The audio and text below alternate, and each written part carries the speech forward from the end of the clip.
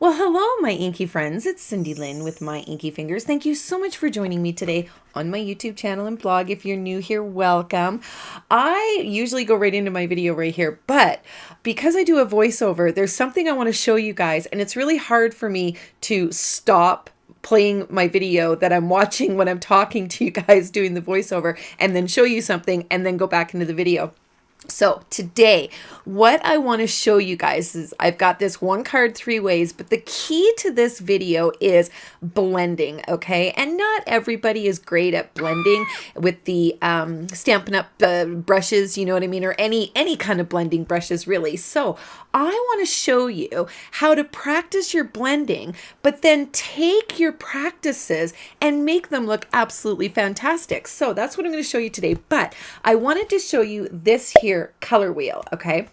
And this here was instrumental for me when I first started learning how to blend my colors, because say for example today we're going to use yellow and green and orange, okay? So what I do here is there's a little yellow here and a green here, and I can switch this around and I can line the yellow and the green up, and it'll show me here what color I'm going to get, okay? So then yellow and let's go yellow and orange, it'll just kind of make a different color of yellow and orange. Now, let's say, for example, I wanted to do, let's say I'm trying to find one that doesn't work.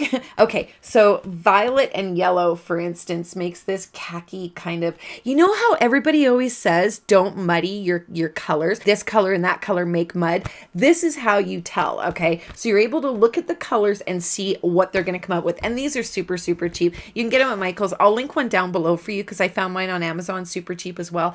But with that being said, let's get into some blending and let's talk about what to do if you're not so happy with your blending. Okay, so for today's project, I'm gonna pull out my glass mat. And the reason I use my glass mat is because I can tap my blender brush on the glass mat and then pick up the ink from there. And then, you know, you can use a piece of paper underneath it too.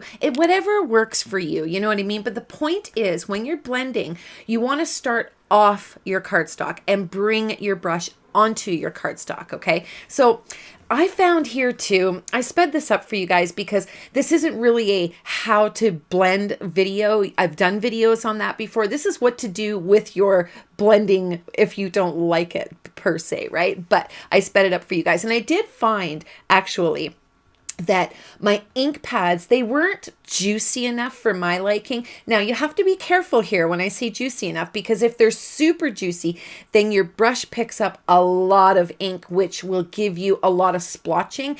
And I made sure I had a lot of splotching on these actual backgrounds so that you could see. So here you can see the blending's really smooth, but I'm working my butt off to get the color in there because they weren't juicy enough for me. So here I added some extra ink, and now as I lay these in here, you're gonna notice that they're kind of splotchy. There's some dark areas in each color and some light areas, and the colors don't transition perfectly, okay? And that's perfectly fine because we're learning how to blend, right? And I'll link my other video how to blend and whatnot.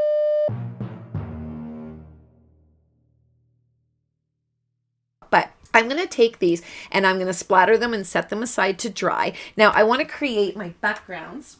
I've got to grab my cards because I don't have my list in front of me. I've got a new setup here today and I'm kind of all out of whack, but I used a embossing folder, words are hard, to emboss my backgrounds. Now, what I wanted to do, and I'll list everything I use down below and on my blog, so I'm just going to refer to stuff as I see it. I don't have my list in front of me. I probably should have been a little bit more prepared, but nevertheless, the Stitch Stars dies. What I want to do is I want to lay out on my card what I want to visually see, because I'm going to use all of these dies and stamps and cut out of that background, because what you're going to see is when you condense that background that you may not be happy with, or even if you're super happy with it and you just want to make these cards with a wonderfully blended background, but any background you've tested, whether it be alcohol inks or, you know, stenciling, whatever it is, those duds that you weren't happy with, bring them out here because these are going to work perfect.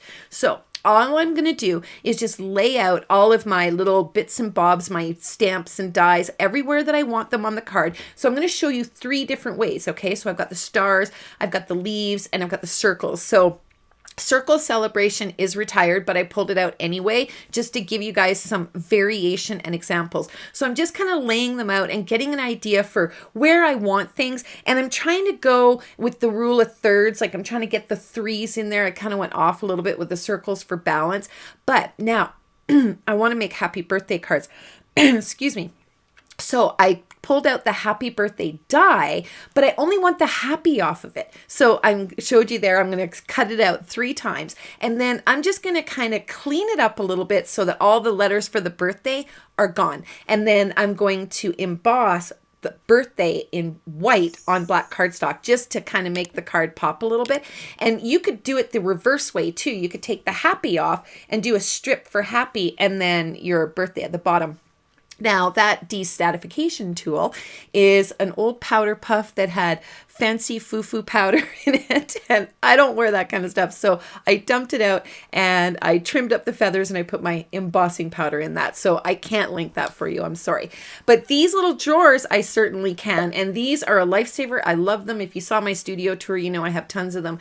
And I just love how easy it is to get my embossing powder on my stuff. So here, super technical tool now, you guys. I'm going to pull out those scissors and I'm just going to eyeball this. And I like those straight edge scissors because they really help me get a straight line, right? So here, now I have an idea where I want stuff on my card. Now I'm going to lay all of those on the actual blended background or whatever background it is that you pulled out. And I'm just going to get an idea now, just to kind of make this pop a little bit more. I'm going to take some background stamps and I'm just kind of eyeballing where most of my pieces are sitting there. And now I'm going to do some more embossing. So I'm going to emboss white. You can use any color you want, black, gold, silver, it doesn't matter, whatever you've got. Get creative and definitely upload some of the cards in the group. If you make any of these cards, just start a new post and say, hey, saw this video and I wanted to show you what I made. I love seeing your guys' cards. So I'm not going to show you all the embossing because you guys get that. You know how to emboss, but I'm going to do all kinds of different backgrounds and you guys just pull out what you have. I mean, and you could do the kissing technique. You could do a big, huge background and cover the entire background and then you don't have little pieces. But I like little bits of no embossing and little bits of embossing, like a little variation in texture. You could also stencil over top of these, put a stencil, use some embossing paste. I know that somebody asked me to do a video on how to do that. And I'm trying to compile a video with a whole bunch of different ways to use stencils. So it's in the back of my mind. And we know what happens when things are in the back of my mind. They don't always come onto the channel, but they get there eventually, right? So here, I'm just playing around with that background. Now these circles, I'm going to go with the same theme and I'm going to just emboss those in white directly onto that cardstock. And I did one of the little circles an extra time. You'll notice that, and I cut it out an extra time. I think it was my punch I didn't like, or I didn't like where I had stamped it or whatnot, but you got tons of background here to work with. So you know what? You just put them where you want and play with them, right? So this here is a retired circle. Just use whatever circles you have to match whatever circles you have. This one isn't even a Stampin' Up circle, but it was a 1/2 inch, I think, or a 3/4 inch. It was super small and it fit that little circle die just perfectly. So I did pull out my circle dies and I was able to kind of match those there. And then the big circle, I just cut that out on its own. I didn't match it to an actual stamp. And the leaves here, I'm doing the same thing. The stars, I'm doing the same thing. I'm just going to take them over to my Big Boss and I'm just going to run them through and just kind of figure where I want stuff. Now here, I think I decided I needed a little bit more background because the other star didn't have enough. So I'm just going to come in with a different background stamp that on there, get my embossing powder on, and then I'm going to take these all over to my Big Boss and cut them all out and then show you guys how these come together. And you can, if you have a lot of backgrounds, then do a variation or do all of the same even, you know, play with it and get a whole bunch of cards added to your stash for a certain theme, right? So now I've got everything cut out.